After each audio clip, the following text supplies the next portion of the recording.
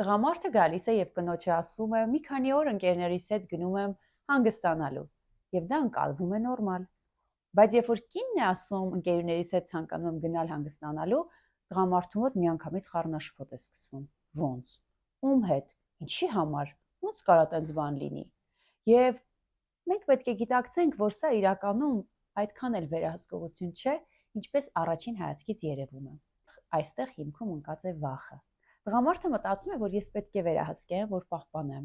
Մտածում է, որ աշխարհը վտանգավոր տեղ է եւ իմ կինը իմ պատասխանատվության ներքո է եւ ես պետք է ուշադիր լինեմ, որ նրան որևէ վատ բան չպատահի։ Նա մտածում է, որ ես կարող եմ կորցնել, կարող եմ լինել խաբված, կարող եմ լինել դավաճանված։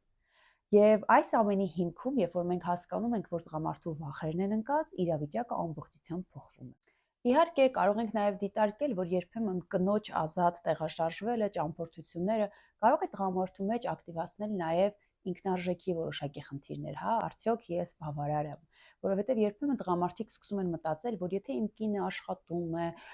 ազատ տեղաշարժվում է, իր ուզածն անում է, որքանով եմ ես նրան անհրաժեշտ։ Անայք ոչ թե պետք է փորձեն մտնել պայքարի մեջ, այլ պետք է փորձեն հասկանալ կամ զրույցի միջոցով բերել, բարձրացնել այն հարցերը, թե ինչքանով է հարաբերություններում ընկած վստահությունը հիմքում, հա, թե ընկած է վախը, որովհետև եթե հարաբերությունը իրականում փորձում են պահպանել միայն վերահսկողության շնորհիվ, այդ հարաբերությունը բավականին խոցելի հարաբերություն է։ Իսկ եթե իրականում հարաբերությունը կառուցվում է վստահության վրա, դա այլևս ամուր եւ անխոցելի մի վիճակ է։ Շատ կարեւոր է, որ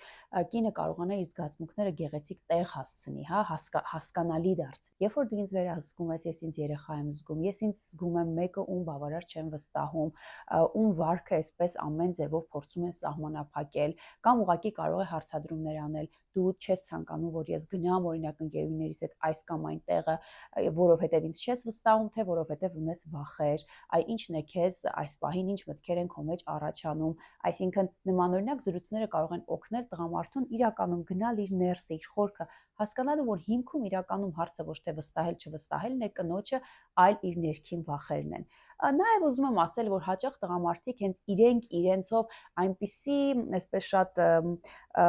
անորակ միջավայրներում են լինում, որ երբ որ կինը ասում է ընկերուներիս հետ ուզում եմ գնալ միտեղ, իրենք միանգամից մտածում են արդեն իրենց փորձառությամբ, որ այն օրը այս ինչ տեղը սենց բան էր լինում, ինքը ուրեմն գնալու է նմանօրինակ միտեղ հայտնվի։ Սիրելի կանայք, այս նյութը մասնավոր ձեզ համար է։ Փորձեք հասկանալ ինչ կա ձեր հարաբերություններում։ Իրականում ձեր հարաբերությունը պահպանվում է ձեր զուգընկերոջ վախի, վերահսկողության հիմքի վրա, թե իրականում դա մի հարաբերություն է, որտեղ կա առողջ վստահություն, զրույցի համար բարենպաստ մթնոլորտ։